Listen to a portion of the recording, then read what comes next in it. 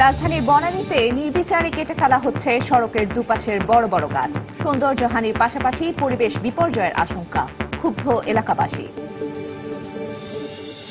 বাংলাদেশ থেকে আকাশপথে যুক্তরাজ্য ও অস্ট্রেলিয়ায় কার্গো পরিবহনে নিষেধাজ্ঞা শিথিল করলেও রুট নির্দিষ্ট করে দেয়ায় বাড়বে ভোগান্তি, দাবি ব্যবসায়ীদের। কর ফাঁকি ও সম্পদ পাচারে অভিযুক্ত 2 লাখেরও বেশি ব্যক্তি ও প্রতিষ্ঠানের নাম প্রকাশ করেছে মোসাক ফনসেকা। রয়েছে বাংলাদেশি 5 প্রতিষ্ঠানের নাম।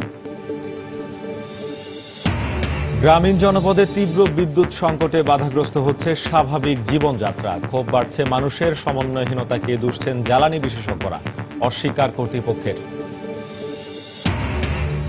এবং আগামী অর্থ বছরে এডিপির আকার বাড়ছে প্রায় 16,500 কোটি টাকা। 7% জিডিপি ধরে রাখা সরকারের জন্য চ্যালেঞ্জ হবে মত অর্থনীতিবিদদের।